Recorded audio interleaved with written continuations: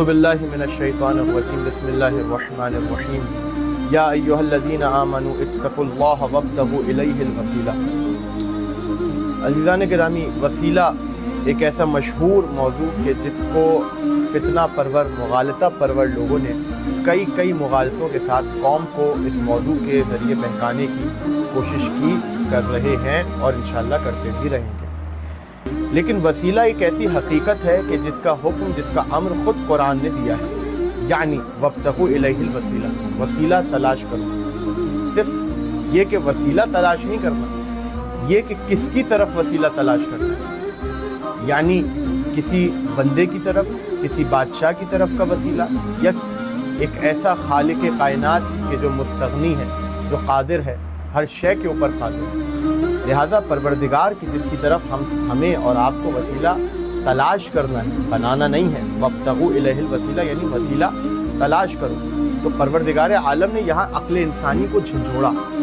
یوں سمجھیے کہ امتحان لیا کہ دیکھتے ہیں تم کیا وسیلہ تلاش کرتے ہو، مثال کے طور پر۔ تو عقل انسانی کے تحت، عقلی قاعدے کے تحت اگر ہم تلاش کریں کہ وسیلہ کیا ہو سکتا ہے، کیونکہ وسیلے کا حکم تو ہے، بہرحال ہم سب مجبور ہیں کہ خدا کی طرف جانے کے لیے، اس کے قرب کے لیے وسیلے کو تلاش کریں۔ تو وہ کون سی ایسی منزل ہے کہ جہاں پر ہم پروردگار سے قریب ہو سکیں وسیلے کو تلاش کرنے کے بعد؟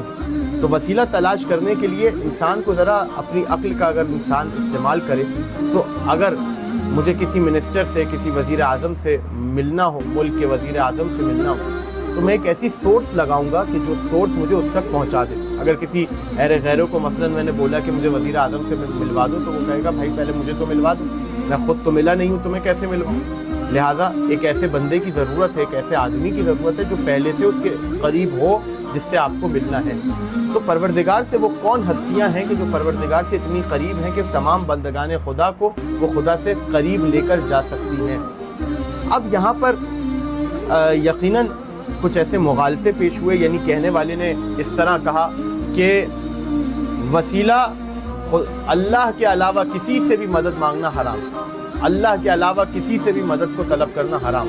واقعاً ہم خود بھی اس عقیدے کے قائل ہیں کہ اللہ کے علاوہ کسی سے بھی مدد طلب کرنا حرام ہے، اور وہ دلیل میں آیت پیش کرتے ہیں سورہ الحمد کی، ایاک نعبد و ایاک نستعین، تیری ہی مدد، تجھ سے ہی مدد طلب کرتے ہیں، تو تیری ہی عبادت کرتے ہیں، تجھ سے ہی مدد طلب کرتے ہیں، تجھ سے ہی مدد طلب کرتے ہیں۔ تو کہتے ہیں کہ پروردگار ہی سے مدد طلب کرنی، تو ہم کسی اور کو آواز کیوں دے رہے ہیں؟ ہم یہ علی مدد مثلاً کیوں کہہ رہے ہیں؟ ہم کسی اور سے مدد کیوں طلب کر رہے ہیں؟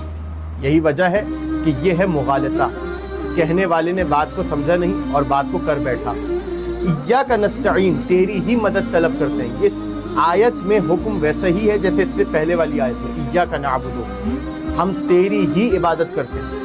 اگر عبادت صرف اور صرف پروردگار کی، اس میں تو ہر کوئی متفق ہے، شیعہ ہو، سنی ہو، کوئی بھی ہو، صرف اس بات پہ متفق ہے کہ عبادت فقط اللہ کی ہے، اس کے علاوہ کوئی عبادت کے لیے سزاوار نہیں ہے۔ تو عبادت کے لیے کیا آپ کا معیار ہے؟ آج کے بعد سے مریض کی عیادت کو عبادت مت کہیے گا، ماں باپ کی اطاعت کو عبادت مت کہیے گا، غریب کی مدد کرنے کو عبادت مت کہیے گا، کیونکہ آپ نے کہا عبادت تو صرف اللہ کی ہوتی ہے، اور اگر میں غریب کی مدد کروں گا تو غریب کی عبادت ہو جائے گی، ماں باپ کے چہرے کو دیکھوں گا تو ماں باپ کی عبادت ہو جائے گی، ٹھیک ہے، کسی کے ساتھ اس نے سلوک کروں گا تو اس کی عبادت ہو جائے گی، مومن کی مدد کروں گا تو اس کی عبادت ہو جائے گی۔ تو آگے سے جواب آئے گا نہیں، یہ تمام چیزیں واسطہ بنتی ہیں پروردگار کی طرف جانے کا، اس لیے ہم اس کو عبادت شمار کرتے ہیں۔ تو یہی جواب ہے آپ کا ایاک نستعین کے موضوع پر، کہ جہاں پر عبادت میں یا تو واسطہ ہے یا بلا واسطہ ہے، یعنی کبھی آپ ڈائریکٹ براہ راست خدا کا ذکر کر کے عبادت کرتے ہیں، اور کہیں پر آپ کو کسی چیز کا سہارا لینا پڑتا ہے، واسطہ بنانا پڑتا ہے، جیسے یہ کام جو میں نے ابھی فلاحی کام، انسان اپنے والدین سے اچھے سلوک کے ساتھ ملے، ان کے ساتھ رحم دلی کے ساتھ ملے، ان کے ساتھ شفقت کرے، تو پروردگار کی عبادت ہے۔ اسی طرح ایاک نستعین میں بھی پروردگار سے ہم مدد طلب کرتے ہیں، لیکن کچھ ایسے وسیلوں کے ذریعے کہ جو ہمیں پروردگار کے قریب پہنچاتے ہیں۔ وہ وسیلے کون سے ہیں؟ فرمایا امام محمد باقر علیہ السلام نے کہ محمد حجاب اللہ، محمد رسول خدا صلی اللہ علیہ وآلہ حجاب ہیں مخلوق اور اللہ کے درمیان۔ کیا مطلب ہے حجاب ہے؟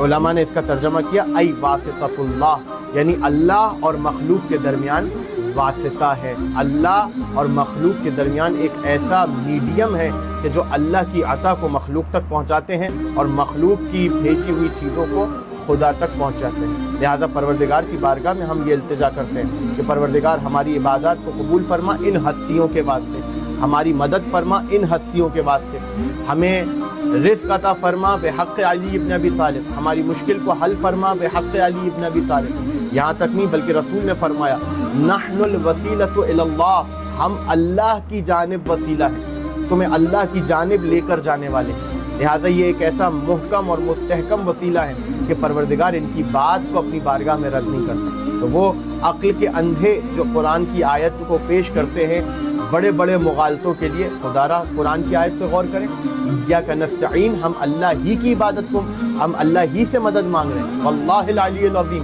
اللہ ہی سے مدد مانگی جا رہی ہے، لیکن درمیان میں وسیلہ ہے، اور وسیلہ ان پاک ہستیوں کا ہے کہ جن کی بات پروردگار کی بارگاہ میں رد نہیں ہوتی، جن کی بات سے پروردگار راضی و خوشنود ہے۔ اور اسی کے ساتھ ہم دعا کرتے ہیں پروردگار محمد و آل محمد کے واسطے، ان کے حق کے واسطے، ان کے حق کے ذریعے ہم سب کو اپنا قرب عطا فرمائے۔ وصلی اللہ علی محمد و آلہ الطیبین الطاہرین۔